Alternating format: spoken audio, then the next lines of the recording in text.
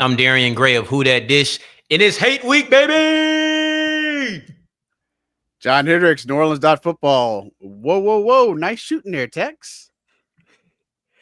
And I'm former Saints wide receiver Lance Moore. And in Dylan's absence today, somebody has got to wear a hat and rep the Pels. It's the Saints Squad. Everything New Orleans Saints, every week. Covering all the big hits and game-changing plays from down in the Big Easy, the way only Locked On Podcast Network can. Get ready and squad up. It's the Saints Squad Show, starting now.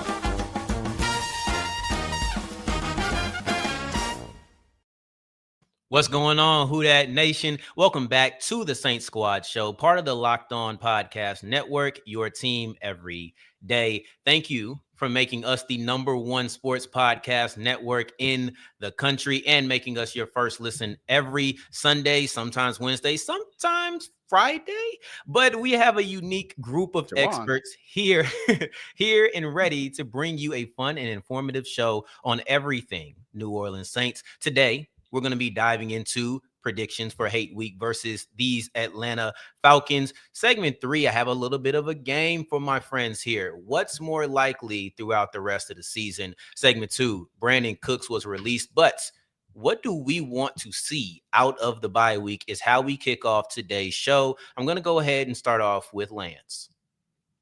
Well, I mean, look, after bye weeks, you always want to see that the team is a little more healthy than when you went into the bye week. So that's the first thing that pops out. Guys that were a little bit banged up or missing time, are they going to be back in the fold? That's number one. Number two is improvement. And obviously we're going to talk a lot about Tyler Shough and how he should probably look better this week than he did 2 weeks ago. But I don't think it's just him, right? It's a full team thing. Is the team looking like it's improving? Are they playing better on both sides of the ball? Are they showing up and making plays in special teams, whereas we haven't done a whole lot of that throughout the entirety of the season thus far? Is that going to be something that we see? And if you see improvement after the bye week, obviously there's extra time for guys to heal up, maybe even a couple extra practices, some more reps to go around. You want to make sure that it's not just hey, they're a little bit better this week, then they drop off. You want to see continuity in said improvement. So like those are the things that I'm looking forward to the most. I know in the next segment we'll talk about Brandin Cooks. I want to see what the receiver rotation looks like now. Obviously, Rashid Shaheed and Brandin Cooks were the 2 and 3 starting wide receivers coming into the season. Both of those guys are gone. So what is the receiver group going to look like coming out of the bye after the latest, I guess, transaction with Brandin Cooks asking for his release? And I guess finally, are there any new guys playing? Are there any guys that were not in the fold as far as getting actual playing time in games before the bye week that we're now seeing playing after the bye?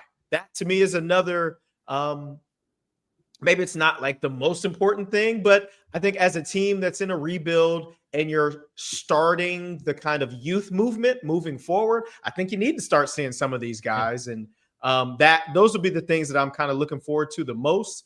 But you know, all in all, I think good to go into a bye week after a win. I think the vibes and the positivity will be there, especially coming back home into the Dome, playing against obviously the hated rival Atlanta Falcons.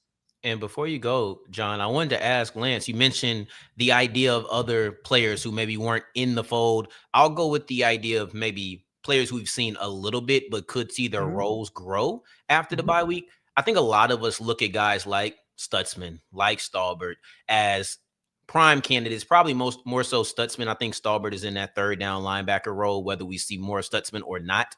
But is there anybody in particular that you are looking to see take a step up, either out of necessity or just desire that you want to see?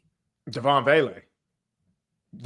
I mean, you trade a 4th round pick for a guy, usually that's going to be a starter. And I would imagine he's going to start the rest of the season. Let's see how he fits in. Let's see the role that Kellen Moore has defined for him. He's a receiver that I think would be a really good big body interior guy, similar to how Marcus Colston and Michael Thomas were able to get in there and use their size and their body to beat guys up. Now, I'm not saying Vele is either of those two guys. I'm going to make that totally clear here right now. But I just think the size advantage that he's going to have inside in the slot there is something that this team could take big time advantage of. Big bodies in there, being able to use those to get open, create separation, and make contested plays, something that this team has been lacking for a couple of years now. Devon Vele. I wonder where I heard that from. Probably last week and the week before and the week before and the week before. But John, what are you looking for coming out of this bye week from New Orleans? Yeah, I'm going to go big picture here because I think Lance hit on all the key points here. There are 7 games left. You're about to miss the playoffs for the 5th straight year. Evaluation of your entire roster to find out what positions you specifically need to address in the offseason. And so, with the exception of maybe the 1st and 2nd year guys, I feel like everybody's job should be up for grabs and evaluated here. And that includes veterans. You got to figure out what you're going to do with Alontae Taylor in the offseason. I think that's the biggest one. You got to make some decisions on Chris Olave. I know you got the 5th-year option. Are you going to play him under that tag? Is he going to play at the Carolina Panthers game level to maybe entice them to pay him a little bit more? Guys like Luke Fortner, who are, kind of guys that got brought here, Dylan Radins, they got to play for their next contract, potentially to stick around next year. I feel like there's the receiving core, the secondary, specifically cornerback, and the trenches are things the Saints have got to get right in this offseason, because right now it's so questionable. There are players here, like your Carl Grandersons. Are they a part of next year? Your Cesar Ruiz, are they part of next year? Even guys like Blake Grupe, restricted free agent after this year.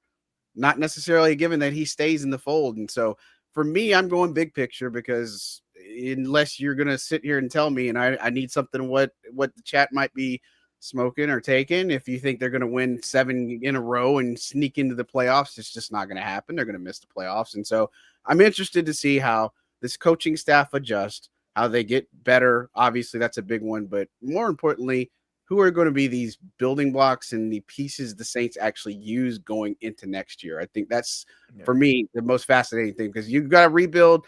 You clearly know where you stand in some of this. You got to be able to move through and move past some of these guys that you've had and get new, fresh blood in there. And it's got to work. And I don't think you should strip it all the way down. But a lot of players may not have a future here. If it's the right move, it's the right move. You mentioned Blake Grupe.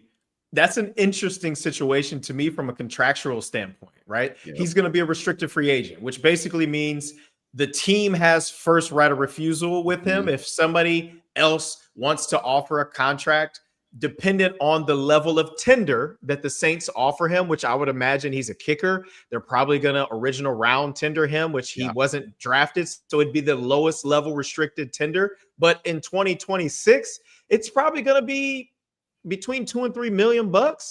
And so it's now, and if they offer him that tender, then another team could come in and offer him a multi-year deal and he could go and sign that tender. The Saints would then have the right to match that tender, which I would imagine they probably would not do. And it's very, very rare that teams are stealing kickers that are restricted free agents. It just usually doesn't happen. So it's going to be interesting to see how he finishes this season, because we do, in a sense, have a kicker in waiting in Charlie Smith. And so that could be a situation where the Saints say, we've got this guy basically on a minimum salary. Why would we pay a kicker between $2 and $3 million? We can save that $1.5 million for another player that needs some money. I'm just curious about the contract side of stuff. Now, obviously, I'm an agent, but like that stuff really, really intrigues me with this team as they're semi in the middle of a rebuild, right? There's going to be a lot of decisions that have to be made with guys that are true free agents. But the restricted side is a way. And I speak from experience. I was stuck in a situation where I was actually restricted twice, which isn't supposed to happen, but it happened based off of collective bargaining agreement changes, and then the number of games that I was on the active roster my rookie year. So I say all that to say the decisions that they have to make are going to be predicated by how these guys finish this season, I think, because it's doesn't make any sense to be moving and making plans with guys if they can't finish the season strong. So I don't know why I even chimed in there, but it just that like the contract stuff is fascinating to me these days. And I think the fans deserve to kind of understand some of the nuances. There's a whole lot more that I could go into about specifics, but I don't want to bore anybody. But there's a lot of different things that go into how much money guys are allowed to be paid and what are the rules as far as guys being free agents and other teams wanting to sign them away. Yeah, well, it's interesting. Go ahead, Darian. I was just saying what's interesting to Lance's point on the pay. So used to in back in the day, restricted free agents, it was a no-brainer. You tag all your RFAs, but now the prices have jumped so much. But Lance also brings up an interesting point because the NFL has induced they've brought in the performance-based pay. So that means some of these younger guys who have seen a lot more time, typically they could get a little bit of a pay bump too. So it's going to be interesting to see who all gets in that category, especially going down the back half of the year. I think they're still in line to get that 4th round pick for a comp for Paulson Adebo, because I don't think Isaac Adams is going to end up meeting that threshold and such. So it's a lot to pay attention to. And for a kicker, I mean, Blake Grupe was an undrafted rookie. Phil Galliano, that's the scouting team comes into focus. You got to find your next gem if you're going to look for a kicker too. If you don't think it's Charlie Smith, but I just don't think that there's any ties to say they got to keep Blake Grupe at this point, or keep a lot of the players on their roster. Yeah. I'll say this. I want to steal from both of you guys on points that you want to see coming out of the bye week. Number one, I think Lance mentioned it earlier, and this may be the most important thing. Continuity. I'm going to say consistency. I think we're just really saying the same thing in a different way. You want Tyler Shough to look like he looked against Carolina most of the season. It's not going to happen every week. No, he's going to have bumps in the road. You want Olave to look like he looked against Carolina. I think we probably want that to happen a little bit more frequently than with Shough, because I think that's what we're looking for out of him. But you want to see the defense be able to perform against the run specifically this week like they did against Carolina. Mm-hmm. So you want to be able to see momentum continue, because I feel like we've seen flashes from the Saints. We've seen good moments from the Saints. I'm really maybe week 1 and 2 with the offense surprising us. It feels like the last time that they put 2 really good performances back to back against each other on one side of the ball, right? Like after you have that Giants game where you have a bunch of turnovers, who came after that? Was it the Rams right after that? I can't remember. No, it wasn't the who Rams. came right after the Giants? Golly, I'll look it up. It was, but yeah, look it up for me real quick, John. Yeah, but it was New England. Yeah, immediately having deep shots over the top. You saw defense having those confusing.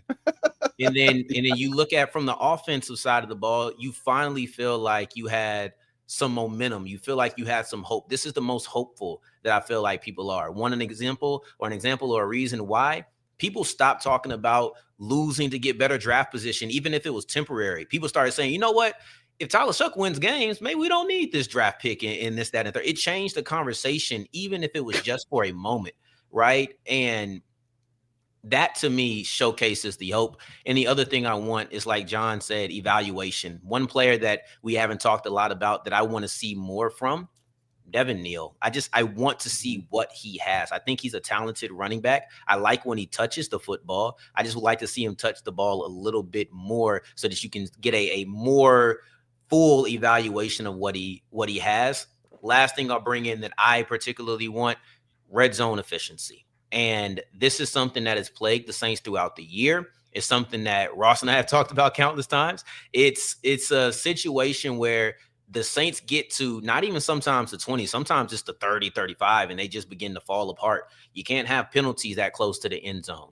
They have those. You can't have just mental errors. They seem to have those. They've had some inaccuracies. I think they've had some play calling issues. There's a lot of things you don't want to do as you get close to the red zone. And I feel like the Saints have fallen victim to pretty much all of those pitfalls. So I would like to see 1, 2, just in general, let me see better red zone efficiency from New Orleans.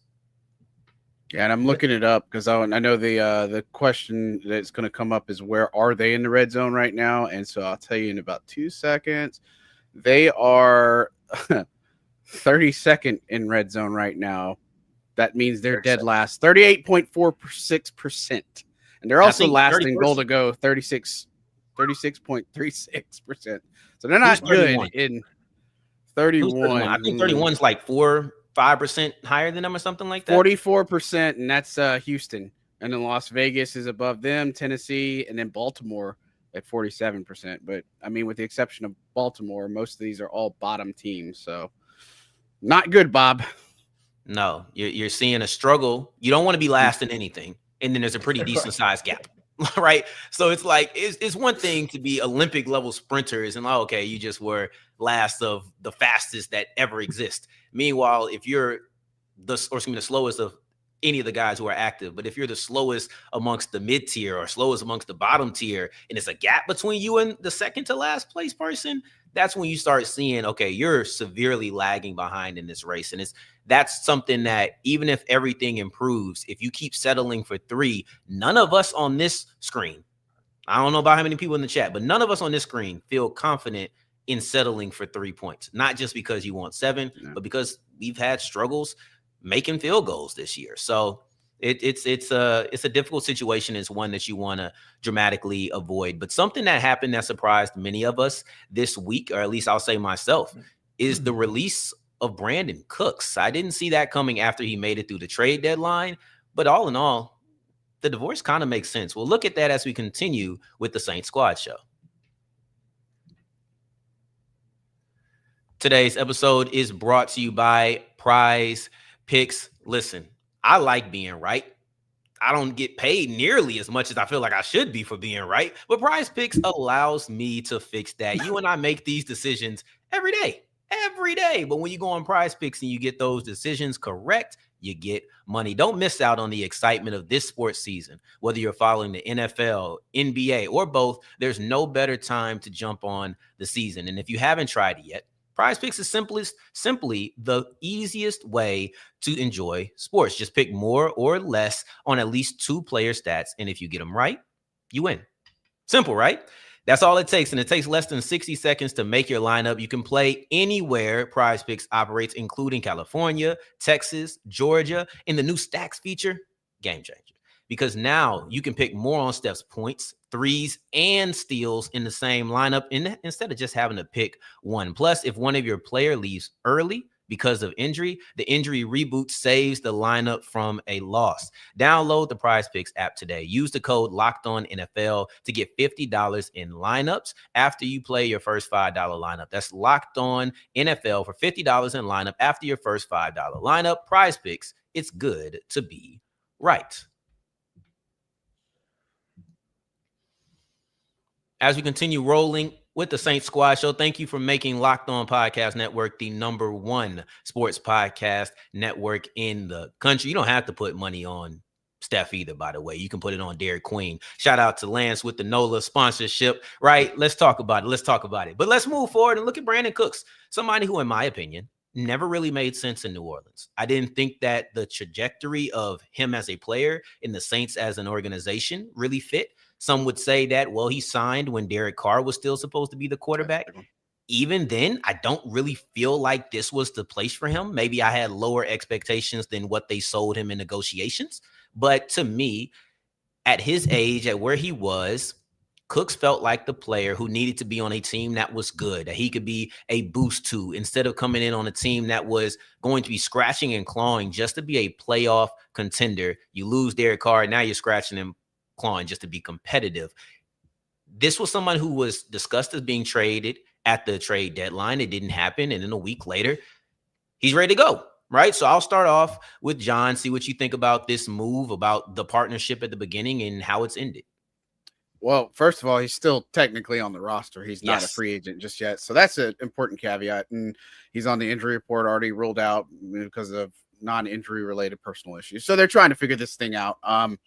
Look, I had high hopes for Brandin Cooks coming in. I thought that he would give them, for starters, he gives them veteran leadership. Obviously, that was a big thing. And I think that's underrated. They got Keith Williams in that room, but it was a relatively young wide receiver core without Brandin Cooks. And so I felt like that move made sense. With Derek Carr at the quarterback in position, I think that he could have got a little bit, maybe more targets and stuff. And I thought that he could have done it with Spencer Rattler too. But for whatever reason, just it didn't show up much. And if I'm Brandin Cooks at this point of the career, love New Orleans to death. This is where you got drafted, played for several years, but there's opportunity elsewhere that other teams need you, right? I feel like, and I think this is kind of where things gone, is that the two approached each other and kind of said, look, this is kind of where we're thinking. And the Saints, obviously, they need to evaluate. This is part of the process. So you don't really need to evaluate Brandin Cooks, but they're going to recoup some of that money, hopefully. At least that's how it's designed for. But, look, I think Brandin Cooks is going to be used at a team that's needs to get into playoffs or is trying to get into playoffs and make another run at it. And I'm not mad at it. I'm not mad at him. I wished it could have worked out because I definitely had high hopes for Cooks in this offense. I thought he could have been wide receiver 3 easily when it said, I forgot what episode, it was a couple of them, but he was kind of my guy that I thought could do something. But, sometimes you got to remember the NFL is a business and you got to make business decisions. And I feel like this is the best interest for both parties to kind of part ways at this point. And now you really get to see what things are going to look like with Tyler Shough and some of these young guys. And I think that's pretty exciting. Finally, can we get Mason Tipton? I don't know. Maybe. They are calling Lance Mason Tipton in the chat. They told him to get off the line and go hit the field. That's what they told him. But I want to talk about it being business. There was an interesting quote from Cooks before the trade deadline, or excuse me, right after the trade deadline, in which he expressed and kind of exposed the frustrations he had with the team, saying, obviously, it's been frustrating with the minimum opportunities, and he's saying now he doesn't want to just be a veteran who's happy to play football. And what the Saints did right after that was put him on the field the least percentage of snaps he had all season, or second least percentage. He played 50% of the snaps in this game. That was a clear showcase. I think that may have been the breaking point for him, where it's like, okay, I'm upset with my opportunities. I voiced my displeasure, which I can only assume was not the first time he did it. And now I get barely any snaps. It's time to cut bait. So, and now let's go to the wide receiver. Shut up, journalist. Let's go to the wide receiver to talk about wide receivers. Hey, everybody's opinion matters, and you don't have to be an expert in the matter to have an opinion. I guess that's the good thing about. Well, I was going to say this country being free speech, but anyways, I didn't understand the signing even when Derek Carr was on the roster, because in my opinion, this team was not a Brandin Cooks away from going and competing for a Super Bowl. Right. So not only do you bring back a guy that doesn't necessarily fit the timeline, but you also bring back a guy and pay him. It wasn't like he came back on a minimum salary. He's got guaranteed money next year, too. And I understand maybe they can recoup some of the money back, but they're not going to get all of it back. No, and it just, to me, I love the guy. Right. He was the guy that they brought in after they released me. Right. So I am kind of connected to Brandin Cooks no matter what, right? He's had a great career, a lot of yards, a lot of catches. But we would all be foolish if we thought that the Brandin Cooks that was showing up to New Orleans in 2025 was the same guy that they drafted back in 2014. Then we're all crazy because he's not that guy. And I think from his perspective, 100%, this was a business decision to ask for his release. But I also think that it was a business decision for him to come here because maybe not anybody else was willing to offer him the amount of money that the Saints offered him. But I say business because the first thing on my notes, well, you can't see it. First thing on my notes for this show today, business for the player. We always talk about it being business for the organization. This guy got cut. This guy's not getting re-signed. But there are times when the player is able to take control of his own destiny. Now, obviously, the team has to grant him that wish. It was the same for me in Pittsburgh, but it was in an offseason situation. I played the 2014 season in Pittsburgh, was unhappy with my role, didn't see a vision for me going forward. I had another year on my deal, told my agent, call them as soon as you're able to and get me out of here so I can be free again. So it happens. It's unfortunate that the connection with the organization and Brandin Cooks was there. And now it's like, oh, dang, now he's gone. I can understand, John, why you had high expectations and high hopes for him coming in and being that third guy and being able to stretch the field like he used to. I just, in an offense that is trying to find its footing, even with Derek Carr here, I think we would have been a struggling offense, unfortunately. I think that Kellen Moore is trying to figure out how to employ the different guys that he has on offense, how to distribute the touches to guys on offense, who he's going to have in the game when. Because you got to look at where he came from. Philly, and then before that, Dallas. And we'd be foolish to start talking about this roster like those two rosters. You just can't do it. Those rosters are loaded with guys that can make plays and solid offensive lines that have been consistently good. Oh, and by the way, Philly had a back that rushed for 2,000 yards last year. We're not talking about a back rushing for 1,000. If you've got a back that's rushing for over 150 yards every single week and can hit a home run at any time, it makes your job as a play caller so much simpler. I'm not going to say it makes it easy, because nothing is easy in the NFL. Coaches are paid a lot of money to game plan, to stop said offenses, and offensive coordinators and head coaches are paid a lot of money to do whatever they can to score as many points. So like, there's pros on both sides of the ball, but I think that it's unfortunate when situations like this happen, but you can't be sad about it because the player initiated it. He was unhappy with his role, said I needed to get out of here and potentially look for another opportunity. And now I'm curious, like, what is the want for Brandin Cooks? What's the need for Brandin Cooks going to be out there on the open market? Because I believe he cleared waivers, right? Or he will clear waivers. Well, he will, I'm sure. Yeah. My money's on Buffalo. Probably somebody like a Buffalo or something like that. I think Buffalo would make sense. Keon Coleman, man, he's in the doghouse.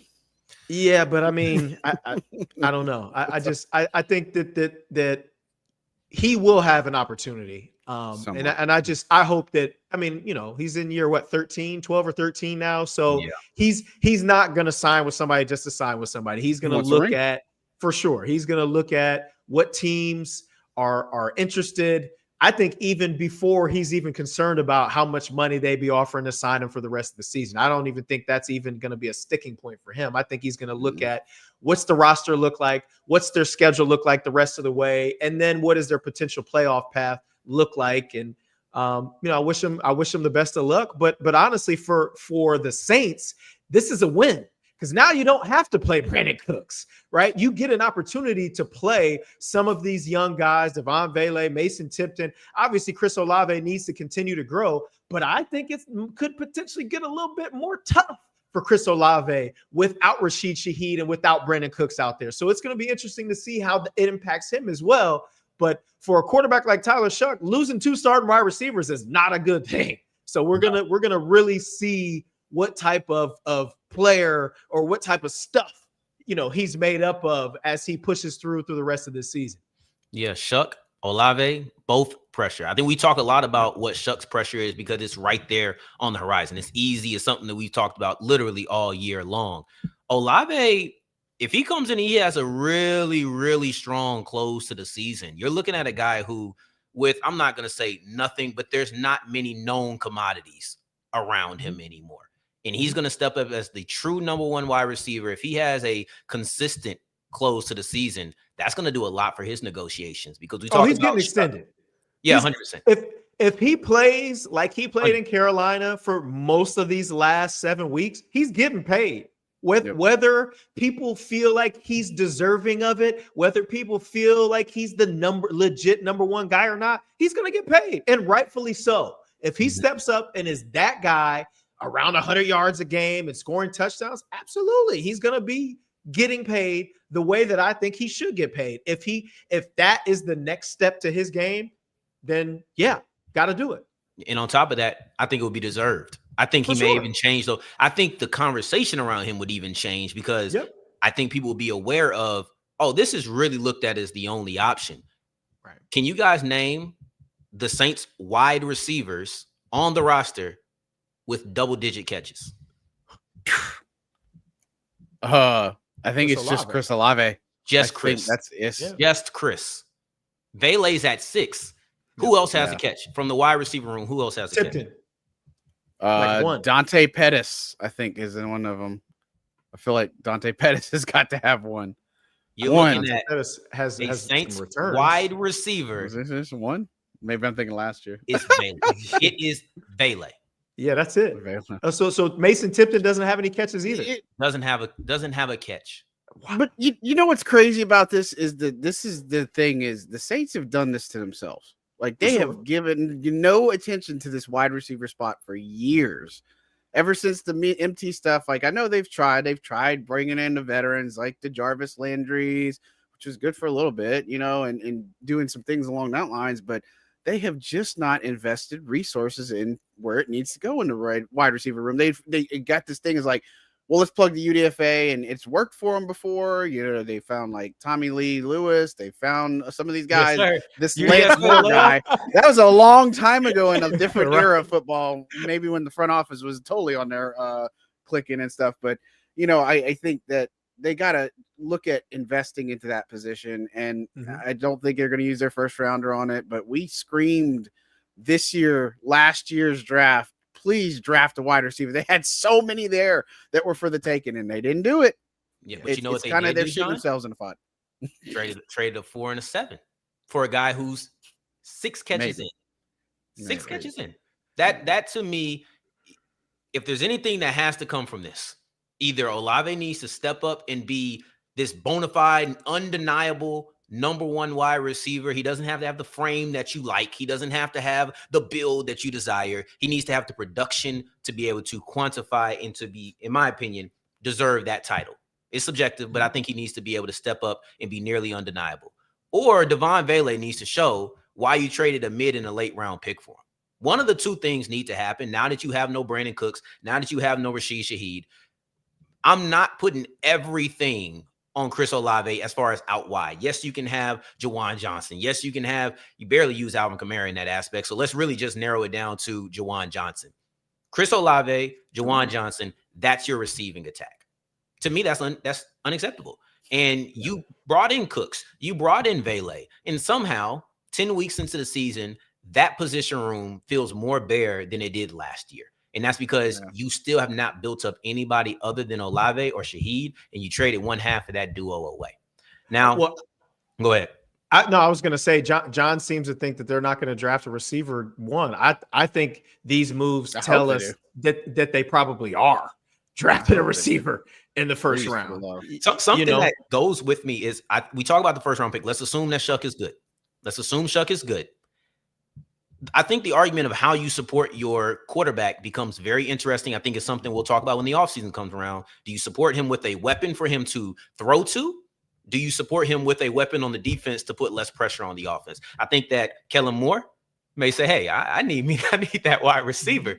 While Brandon Staley may say, look, you got your first round pick. I need to go get me an Arvell Reese. I need to go get me a Bailey out of Texas Tech. I need to go get me a Ruben Bain, right? I think that'll be a conversation for us to have in the offseason. Right now, we have 7 games before we get there, and I have a couple of scenarios, couple of hypotheticals that I want to throw to my friends and ask which one's more likely as we continue with the Saints Squad Show.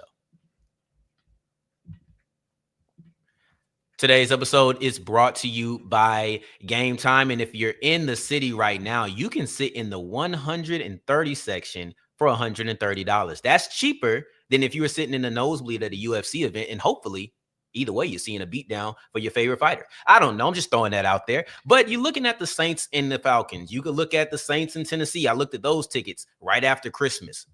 Gosh, those are cheap seats to sit extremely close. But it doesn't just have to be your favorite NFL action. You can go to a Pelicans game. You can go see Zion. Make sure he's playing. You can see Derek Queen. He's been star, right? You can see all of these things in your city. You could go to the circus if you don't want to do the sports thing. You just want to go enjoy your sports at home. Go to the circus. I've done that using Gametime. I went to the circus in Texas. So there's a multitude of things that you can use or you can go see via Gametime. And if you're new, use the code LOCKEDONNFL for $20 off your first purchase. That is $20 off your first purchase when you use the code LOCKEDONNFL. Anything you need a ticket for, they got you, and they let you see your view from the seat. Use Gametime today.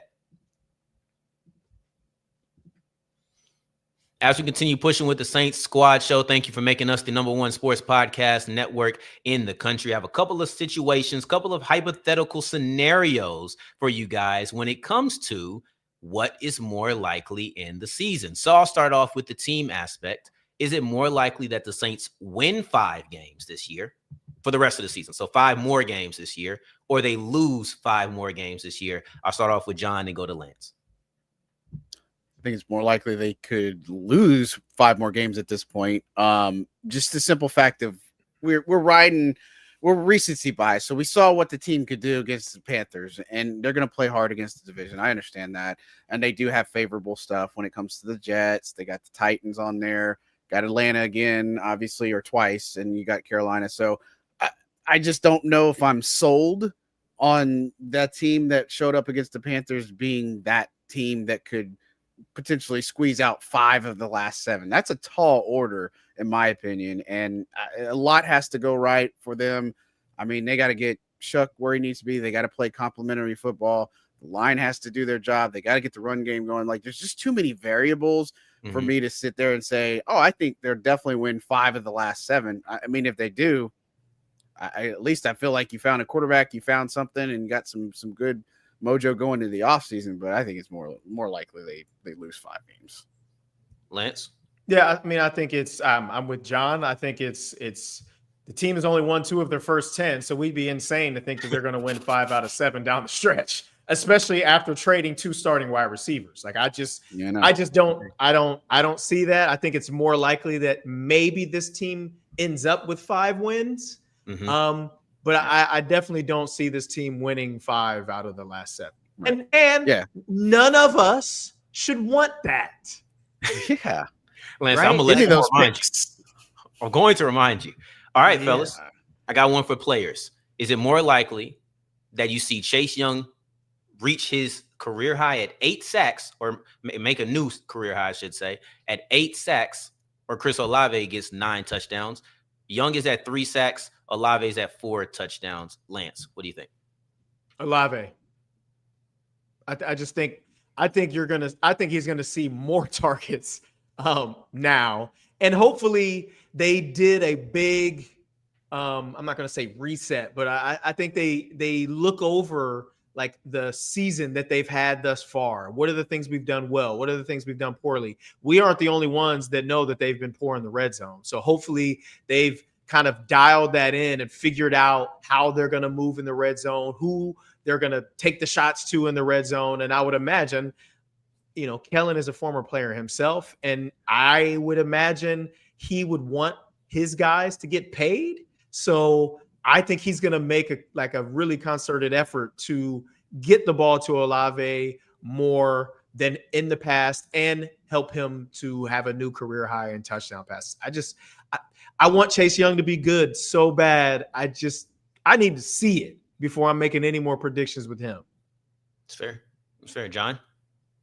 I'm going to take Chase Young because have you seen the quarterbacks that are about to play? I think Chase Young has a shot. Now, look, nothing would make me happier to see Chase Young get to 8. I didn't think he needs to finish with double-digit sacks, but you're asking for him to have some multi-sack games. But look, Kirk Cousins, that Atlanta offense, I know they rely heavily on the run game, but if they could get the formula similar to what they did against Rico Dowdle, maybe. But it's Kirk Cousins, and Kirk Cousins has just not looked himself. And that's one quarterback that they play. You got Cam Ward on there. You got Tyrod Taylor. I mean, there's some quarterbacks on there that I feel like you got Tua. I mean, these are quarterbacks that will get sacked. And so I think your best chance is for Chase Young. But, I'll bet on Chase. I'll bet on Chase the back half of the year. Lance's answer made me think of something. This was not on the list. What's more likely? The Saints just absolutely overload Chris Olave with a ton of targets, or they finally see they get involved Mason Tipton and Devon Vele. Like, what's more likely in you guys' opinion? And you can all say what you think should happen. I mean, is there a such thing as overloading a receiver? I would expect nothing less. I'm just saying. I just this morning I think they were on First Take. They were talking about a specific receiver that over the last 2 games had like 30 targets. I was like, oh my! I would have loved to have had 30 targets in 2 games. Oh my goodness! So I don't think they're going to overload him. I don't think they can. Yeah. But I'm going to play the middle ground and say, out of like the idea of getting a look at what you've got, I think both things could be true at the same time. Mm. I mean, I think you can get a good look at your young guys and feed Chris Olave at the same time. I think that's totally possible, right? It's not like they're going to start throwing the ball 50 times a game. That would be the worst possible scenario. It means you're losing a lot.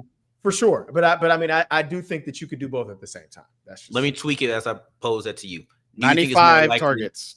Do you think it's more likely we see a one-man show, which it feels like it's been, if you go to the stats, or is it more likely that we see a more spreading the ball around offense? Let me phrase it that way for John. I'd say it's probably 60-40 Chris Olave at this point and 40% everybody else. I think that's where you're looking at. 95 targets right now. His career high is 138. And mind you, he's only 10 games into the season. So if he gets targeted 10 more times a game going forward in the final 7, do the math, that's 70 more targets. I mean, it's not out of the realm of possibilities, but I just feel like this offense, to where it's at and where it's going, I think Olave obviously is the favorite. I think Juwan would be next in line, but I think you got to get Tipton involved. You got to get him involved. You got to try it, because I feel like every time he's been out there, it's just, he's a decoy. He's going to do this. Like, let him try. We've seen him burn his burning ability. We saw the chemistry between him and Tyler Shough in training camp. I just feel like you got to, at some point, try it out. And it may not work, but by God, please just be willing to try. I could take him throwing a pick if he's not there on the route or anything like that, but I just like to see the ball spread around a good bit. But Olave's targets, man, that's 95. Like I said, you're 10 games. That's crazy. Hey, I could tell you what I don't want to see. We make these trades. We're coming out of the bye week, and I think you guys could probably catch what I'm getting ready to throw at you. I don't want to see more Taysom. I don't. I'm sorry. I want to see these young guys. Let these guys get some reps. Let these guys get some balls thrown to them. Let's see what these guys can do. The Taysom package, I'm not saying throw it away, but losing 2 legit wide receivers does not mean let's run the Wildcat with Taysom. It just shouldn't. I want to see what we have. I want to let these guys grow. And one thing that they always talk about, well, this guy has no experience. Well, how is this guy supposed to get experience if you're not allowing him to do so? So that's just what I want to see. Welcome to the job field. Look, I'm not a Taysom hater. He's been great. He's been awesome. People say, oh, he makes so much money. Well, he was worth that money for a long time. Mm-hmm. I just think now, especially coming off of injury, we need to see these young guys, because we need to know where we're going, not just next week, but into the future as well. And I just don't think that in the long-term plans, I don't think that Taysom Hill is going to be a part of that, unfortunately. No. Now I'll go to He's somebody. He's got void years. Yeah, he does. Somebody who's next to him back in the day in the tight end room, Juwan Johnson, everybody's favorite ad-lib on the Saints Squad show. What's more likely, Juwan Johnson hits 900 receiving yards or Demario Davis gets 150 tackles? Now, just for reference, Juwan would need 58.4 yards per game in order to hit 900. Demario would need 8.5 tackles, which he's done that 7 times. Which one do you guys think is more likely to happen? I mean, I'm not going to bet against Demario. I feel like he's just on this record pace, man. I'd love to see it out of Juwan. And that's what they paid him for, right? But Demario, if this is his last run, I mean, he's still doing things at a high level. And, it's up for interpretation what's going to happen. Him, Cam, and Taysom are all void years next year. And so I don't know what's going to happen, but I feel like Demario can get to that 150 mark easily. He's just an ageless wonder, man. Can't bet against him. Yeah, I mean, I think that look, maybe Juwan is going to start getting more of the share of the targets, right? That could be part of their plan moving forward. Yeah, we've got these other young wide receivers. They're going to get sprinkled in, but both Chris Olave and Juwan are going to get more shares of the targets.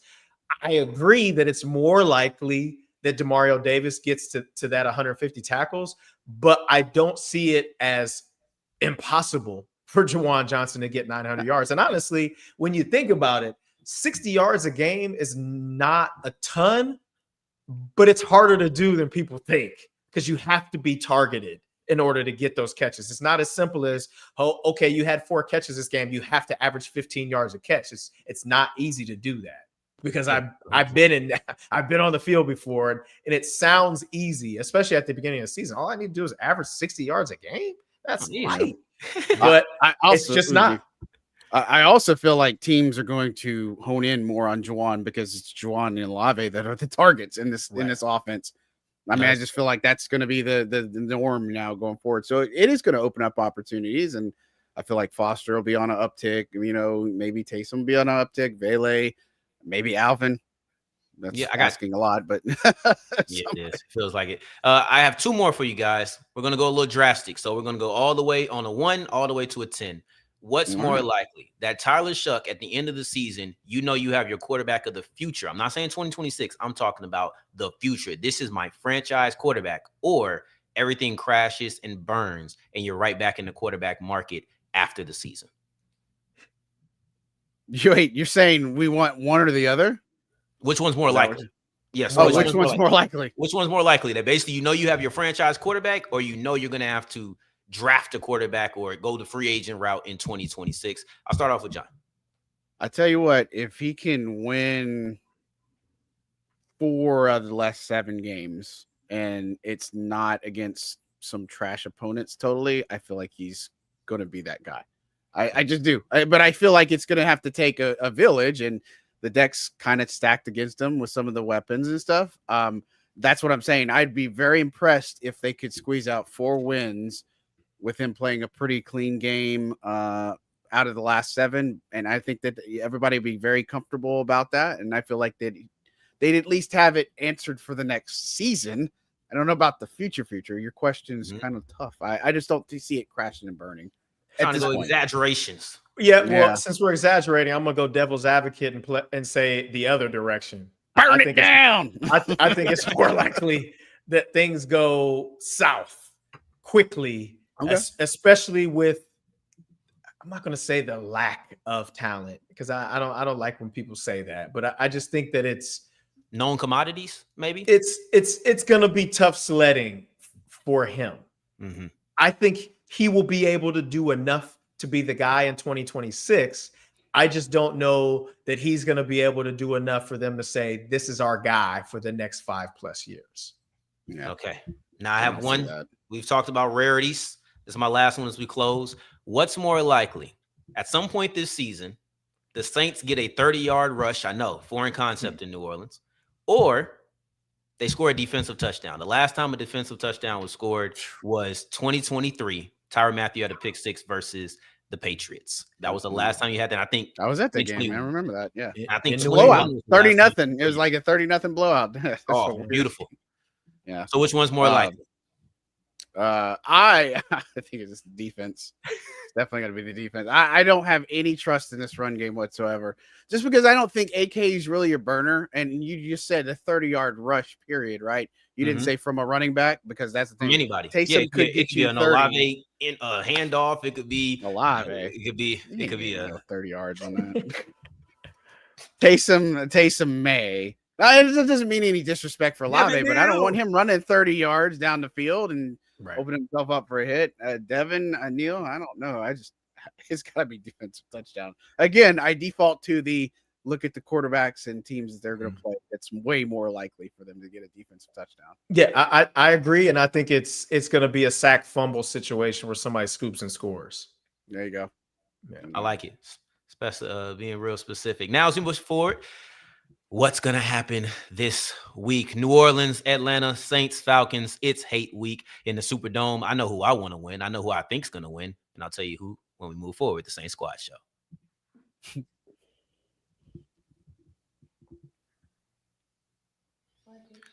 It's hate week. It's Saints. It's Falcons. It's the moment that we've all been waiting for. People say the Saints fans want you to lose every game. I said, maybe not every game. Maybe not every game. We have 4 of the smartest analysts that are covering the Saints on the screen right now with us, giving the prediction of who's going to win Saints Falcons, and also a bold prediction. I'll start off with Lance because he cheated. Now, whatever he says is going to be right because he brought a kid on screen. Yeah, this is Marino. He always tries to sneak in here and put his face on the screen whenever we're live. He can't hear anybody, so you guys are free to say whatever you want about him. I'll just wave. But look, I think that coming back to the Dome, coming off the bye week, there's a lot of turmoil going on over there in Atlanta. Never really know what you're going to get. I think veteran quarterback come into play that has a chip on his shoulder could be dangerous. But I think the Saints are able to maybe not necessarily shut Bijan Robinson down, but I think they'll be able to limit him somewhat. And I think we're going to win this game. I have the Saints 24, the Falcons 17. And my bold prediction is that sack fumble that I just talked about in the last segment is going to happen in this game. So Kirk Cousins is going to get sacked. I can't tell you who because I don't know that yet, but somebody's going to sack him. Maybe Alante. Somebody's going to sack him. It's a fumble. Somebody's going to scoop and score, and that'll be one of our touchdowns because we know our offense doesn't score a whole lot of touchdowns. So I think Saints 24, Falcons 17, and sack fumble for a touchdown by our defense. Okay, John. I know it looked like Lance. By the way, Jordan Howden did have a touchdown against the Giants, so that was the last defensive touchdown. Not Tyler. Yeah, I didn't see that. What year was that? This year. This happened. Like, remember? Oh the stupid score? I Yeah, forgot about that. Yeah, no. I ran that back. So well, shout out to the chat. Well, I guess we know which one was more likely. Yeah, appreciate it, chat. Yeah. So yeah. But I would say I'm taking the Saints this week. My score prediction is similar to Lance, but I did 24-16. And my bold prediction is the Saints are going to get Raheem Morris fired if they lose this game, if Atlanta loses this game. I just don't think things are just not working out for him and Terry Fontenot era right now. I don't know if they've got the cojones to do it, but I just feel like the expectations for the Falcons, which seems they're so high every year, they have massively underachieved. Now you lost Michael Penix Jr. You don't have Drake London. If you can't get things going with Bijan Robinson, it puts Kirk Cousins in his position and such. It could get really ugly really fast against this team, and that's not what you want to see. And so I just feel like that could be my bold prediction, is that Raheem Morris gets ousted if the Saints just trunts the piss out of the Falcons. And don't forget, Jimmy Graham's going to be in the house being honored and stuff. So extra little bit of motivation. Goal post slant. Shout out to Repo on Saints social media for that one. That was a beautiful gem. Yeah, rumor has it, they typically, fly the flags at half raised. They're going to start the whole game with slanted goalposts for the first quarter. That's what I hear. But, sources can be a little questionable. I have the Saints pulling this game out. I think that they're going to win this game by a score of 28-17. My bold prediction is that the Saints score a touchdown on every single red zone possession this week. So we're talking about things we want to see out the bye week. We're going to see things we want to see out the bye week, and that's my bold prediction. I'll say one thing I'm looking for is how does Tyler Shough perform with what I believe is going to probably be inevitable pressure off the edge. Jalen Walker, James Pierce, those are two guys who, if I'm not mistaken, I think we talked about this after the Panther game. They don't have the edge rush guys that Atlanta has. I really like what Walker's done. I really like what Pierce has done. Quite frankly, Pierce was my draft crush. Walker was my dad's draft crush. The other day we were talking about it, how they get both of our guys in the first round. So that's what ends up happening. But over the last 3 games, those two have combined for 5 sacks, 3 from Walker, 2 from Pierce. You're going to see a Fuanga who I don't know how healthy he is. He'll probably play, but I don't know how healthy his ankle is. And then Banks and Walker had an interesting history in college where that didn't necessarily go Banks's way. So it'll be something that's interesting, and we'll see what Shough is able to do. We talked a lot about his poise last week. I thought that was one of, if not the most welcome surprises of Tyler Shough's win versus Carolina, is that he was able to handle pressure, maneuver in the pocket. He was able to keep his eyes downfield. That was great. He's probably going to be under more pressure this week against better pass rushers and probably quicker. So I want to see how he's able to manage that. I guess it's really 2 matchups in one, the tackles versus the edge rushers. And then when the edge rushers do inevitably get through a couple of times, how does Shough manage it? Hopefully he can manage it. So I mean, that's the thing is he's going to have to. I know he didn't use his legs a lot. I think that's something that Spencer did a really good job of is, getting out and using his legs a little. So I would like to see Tyler do some of that instead of forcing it. But yeah, make no mistake, this is going to be a big pass rush that he's going to have to deal with. And Saints offensive line, I mean, you got to get the run game going. You got to get so many different factors going. Your play call has to be nice. I think this being a home game obviously bodes well for all parties involved. You know what I mean? And so if this was in Atlanta, not that it would matter because it's Atlanta and they don't show up to their stadiums, but if it was a hard road atmosphere, then it might be a little bit more challenging going up against a Vaughn pass rush. But I think I just feel like the Saints, especially, have you seen Atlanta's injury report? It's a CVS receipt. Let's go there too. They have a hurt team. They are not in a good spot. Why is Jalen Walker? And I mean, I don't know what's going on, but I thought it was funny that Jalen Walker has rest on his non-injury, just rest. Like, this is a rookie. Usually that's the 10-year vet. Usually, that's the Calais Campbells of the world out here getting rest days 10 weeks into the season. But they said it was non-injury related. I guess they just, I don't know, load management or something. I don't know what that's about. Well, I don't think it's going to be just the pass rush. Raheem Morris is a defensive guy by nature. Mm-hmm. He's not an idiot. They're going to bring pressure even beyond that pass rush. There's going to be extra bodies. There's going to be decisions that Tyler Shough is going to have to make sooner than he would want to make them based off of them bringing extra bodies. He knows that Raheem Morris is what I'm talking about. He knows that they have to come in here and win this game. He's not going to sit back and just rely on those edge guys to get to Tyler Shough. They're going to bring a lot of pressure, and they're going to make Tyler Shough play an uncomfortable football game. So it's on Kellen Moore. Obviously, he's a smart coach as well. He understands that Raheem Morris's job is on the line, and he's a defensive guy. And I would imagine he is talking to the guys about them bringing pressure. So hopefully he's got Tyler Shough coached up and ready for what he's going to see. But I just think it's going to be early and often that they're bringing extra guys, 5, 6, even cover 0, 7-man, 8-man rushes just to try to rattle Tyler Shough and make him play as uncomfortable as possible. Because usually when you do that, bad things happen for the offense and good things happen for the defense. Yeah, no, 100%. And I think that he's gone. What does he do in response is going to tell a lot. If we're talking about this is an evaluation period, then you really want to see Shough in a bunch of different ways. Like, yeah, you want it to look good every time that he's out there, but I want to see how does he handle really being under duress in the first quarter, right? Like, not only how do you handle it in that moment, if you're under duress early, are you mentally still there? Do you seem to now be hearing footsteps? Are you rushing your process? Because when things happen early in the game, sometimes they have that trickle down effect to quarter 2, 3, 4. So these are all aspects that I want to see. And, I think we can go on forever about the things that we would like. I think it's interesting that the last Atlanta Falcons coach was fired because of something that happened against New Orleans. And now John is predicting that another one gets fired because of what happens against New Orleans. I'm just saying you can't like they're playing. They got to keep pace with Carolina.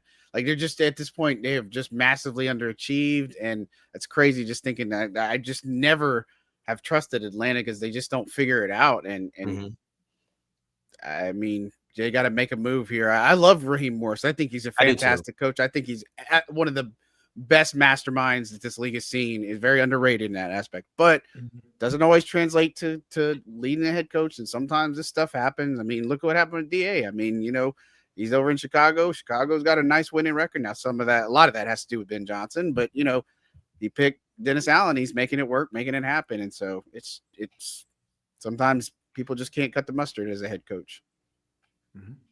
Yeah. So I like Raheem too. I really disappointed the fact that he's the Falcons head coach, and we got to talk about things like this. But I do like Raheem. I would never want to wish for my guy to get fired, but here it is. But I want to thank everybody for listening to the Saints Squad show. Check out me, John, Lance on all of our socials for the latest. We'll be back at this spot on Sunday. No moving details. It's a 325 game, by the way. For everybody who maybe was a little bit lost, right? It's a 325 game. I don't know why, but that's 328. No, 328 kickoff. Sorry. Hey, we should cause delays and they can't kick off to 328.